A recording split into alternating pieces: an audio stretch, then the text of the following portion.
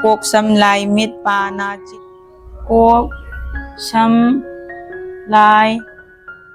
มิดKok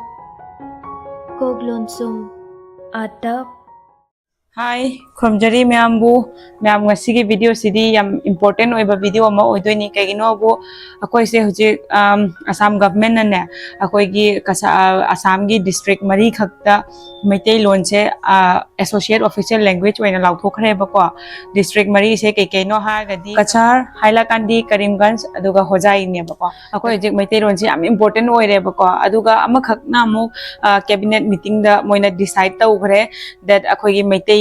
script se Meitei lon gi Meitei mayek ki script Meitei script se akoi sijina na bagi chatna halani haina ko kasar da Meitei mayek se tambagi course me ama machu taunari ba ko makhan gi institute hangba means moi kai haini chahi amagi chahi ani gi maina diploma gi type ne course tamnari ba ko mi myam ma ado akoi di isamak school da chatpani na haibadi regular class to ka ba ngamoi da bani na yam wai ba ko aduna khoi gi school gi Sir Gulshan aiga oja oimina ba khoi colleague ni ada Sir Gulshan na ingonda app amakak haidi Play Store dagi app amakak install tawraga madugi app tu da loina yaw bani adudagi oina khoi di tambasi ai dana ko aduna madugi app tu gi maming se Pebet ko we ba ko adu myam aina Pebet dagi ngarang thang je tamme kamai tawge na ithok khotok tana loin tawre ba ko adu mathang gi video gi loiram dai da oina hapa age adu aina phajana ira khotlaga tawraga adu hojik aina khara khakbi ngamme ba ko mayek kuntaret to ai ngamdi ngamme ba khangbra ado ai hujik mathang haira age yam wana practice tawre hujik 27 letters to mayek kuntaret to ado hana haijara age ba ko chumbra lanbra haibira o myam okay ready haurasi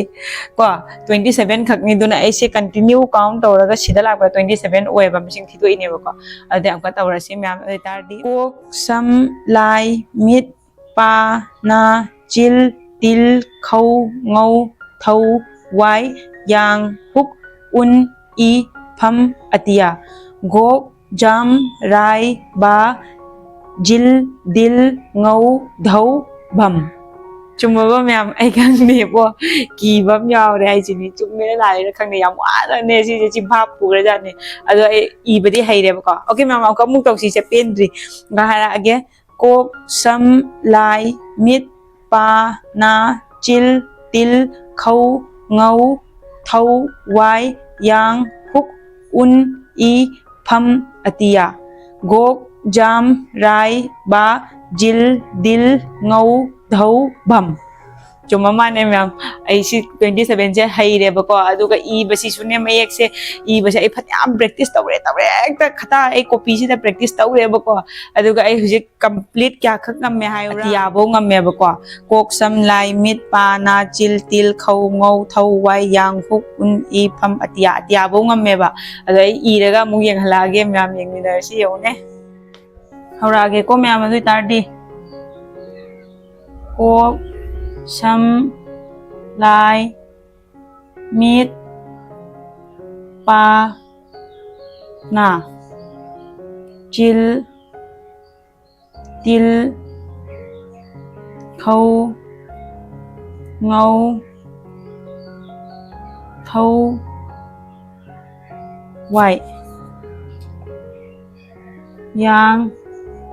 huk un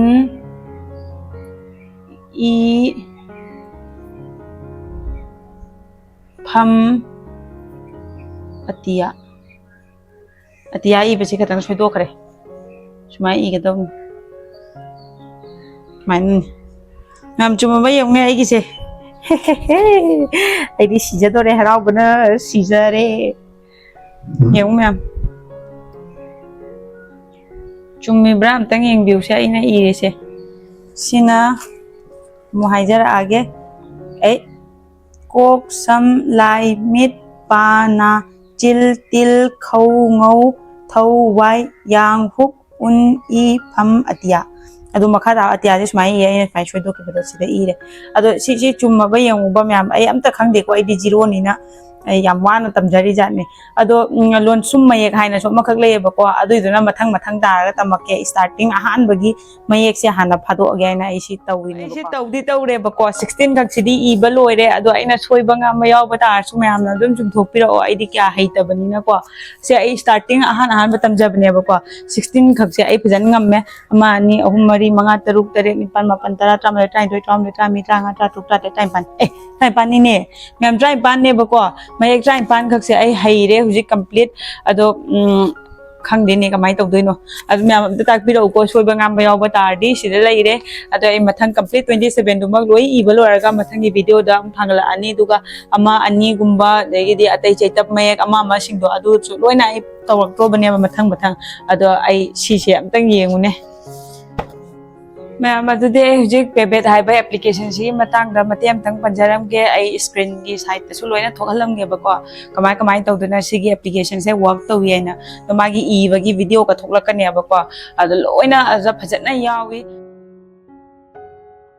ma'am Ahaan मदा पेबेट application से हांगदोकपगा मपुंग एक हाइबसे असिदा click तौरगा स्माइना अखोइगी मयेक सिंसे लोइना यारकने 27 मक अदगी अममम स्माइ चंगनी को को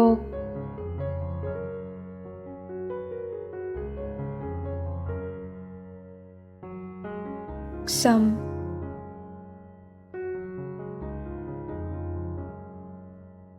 लाई meet पा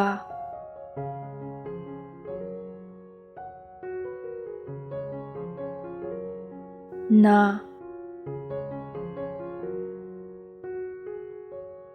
मतंग सिना लोनसुम एक ओइना तमिनारसी कोग लोनसुम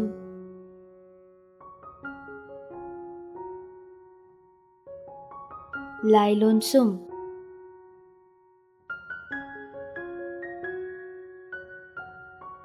meet लोनसुम पालोनसुम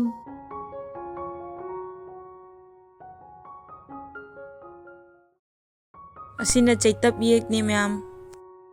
आतप इनप उनप सौनप येदनप ओतनप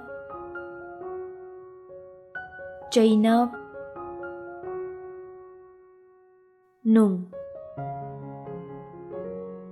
चैसिंग एक निसिना अम्मा अनि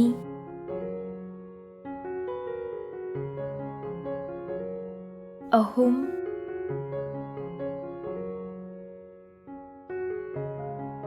मरी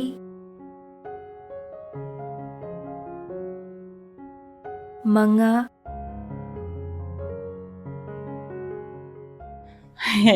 मैम काना ड्रा हुजिकी एप तो याम काना बने बको माना तौबा अखोइदा खंगहलिबदो याम लाइना इलाइना अखोइना तंबा ngam नत्रा दई मागी ऑडियो की दुसु फजना मैते नुपीना गाक पयाम मान बने बा एआई नो इबा तारसो अदुनि मैम सिगी वीडियो से अदुना मैम सो डिप्लोमा गुम्बा कोर्स तौबा ngam मैम चिनाव मैम यारगदी असिगी पेबेट एप से यूज तौरगा याम फजना अखोइना तंबा ngame अदो असोय ngamba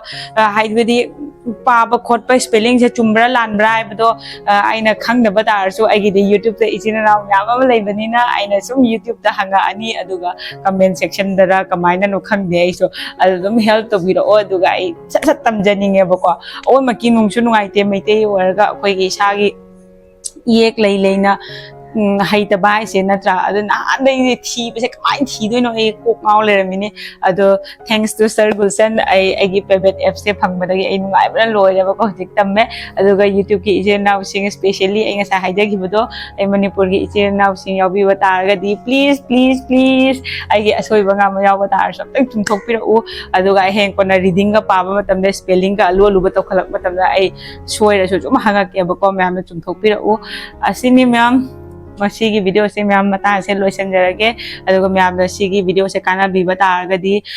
share amtang to biu akoi chena khuding mak maitei ijil na khuding mak myam punna akoi haiminasi thanta hairasu yapote na tra akoi loina haiminasi punna aduna sigi video se myam amtang share to biu yam kana ba video oidoi nya na khalle aidi adu myam se harga mata se loisanjarage khamderi